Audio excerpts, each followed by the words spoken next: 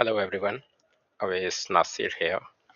Let me present to you Contextual Synthesis, multi-agent reasoning pipeline, a multi-agent platform which creates smart social media posts, especially LinkedIn and follow-up emails from the long transcripts of meetings using different components like Telegram,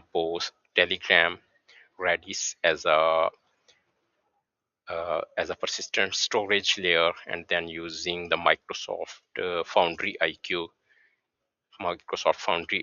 as a source layer, as a strategies and policy documents, and the smart layer which knows what is going on in the company, how should we manage our social media channels, and that's all.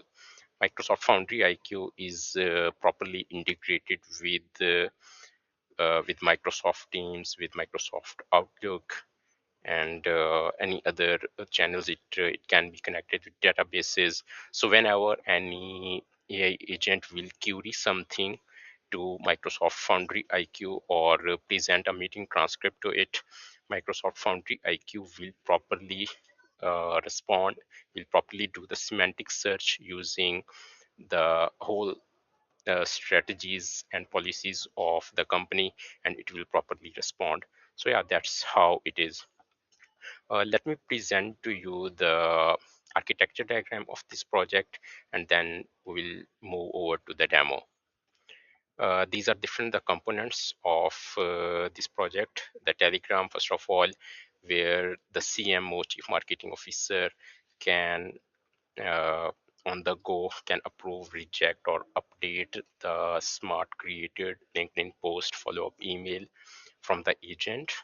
uh, and then this is one agent in between which is acting to from messages from the Telegram, and then the Redis orchestration layer where I am using the pub/sub or publish subscribe architecture. This Redis stream has different streams in between uh, based on the status of the content right now.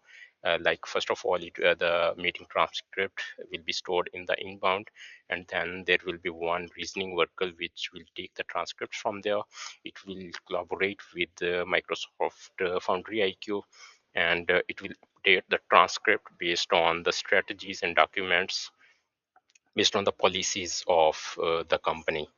And then after the meeting transcript is properly being reasoned, then another workers like LinkedIn worker and the email worker will take up from there, and then they will create a LinkedIn post from that. They're using the Anthropic API key behind the scenes to create the LinkedIn post from it. And then when they will create the LinkedIn post, then they will throw that content into this stream Telegram. This worker will take up from there, and it will throw those content to Telegram to get feedback from CMO. CMO will properly approve or reject that content, and based on the approval or rejection, another workers will take up from there, and they will push to LinkedIn channels, or with the help of SendGrid, they will send the follow-up emails. In case of LinkedIn, we can post to any LinkedIn group, personal LinkedIn profiles, or to any LinkedIn page. So yeah, this is the basic architecture of this project. Let me show you, head over to the demo. Let me first of all start. By the way, I have used Cursor IDE for the implementation of this project, and then let me start all of my workers here. All of these workers have been started, and now I will head over to my Telegram channel. In this Telegram channel, what I will do, I have different transcripts here. Uh, I'm not going into the source of these transcripts. We can manually get those transcripts with the help of any email, or any agent will record the transcript and send to our agent. It doesn't matter, but I am doing this part manually. Let me take this transcript and I will throw this transcript to our Telegram channel. I will throw this to our Telegram channel. Okay,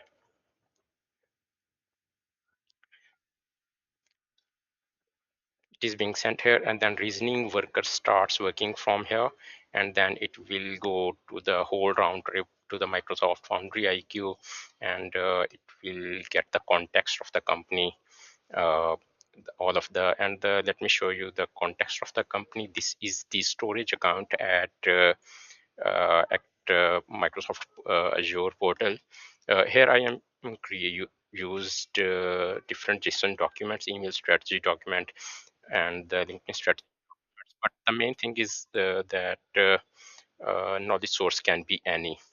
Microsoft Foundry IQ is properly in touch with all of different sources, and Microsoft Foundry IQ keep itself up to date all the time about the strategies, policies of the company, and it always gives the semantic best responses whenever it is being asked to. So this is the storage account, and then this is the uh, AI Azure search, which Microsoft Foundry IQ uses. Here you can see Foundry IQ and search service is basically the same, and it is being connected to this our knowledge base, the storage account, and it is responding properly. And now let me head over back to our Telegram channel. We have received our follow-up email, and then email content and our LinkedIn content is also being received. So now what I will do, let me just say that I am acting as a CMO. I don't need to update it. I can update it as well, and then but I think that's okay. It is properly aligning with our strategies. So I will simply just approve it.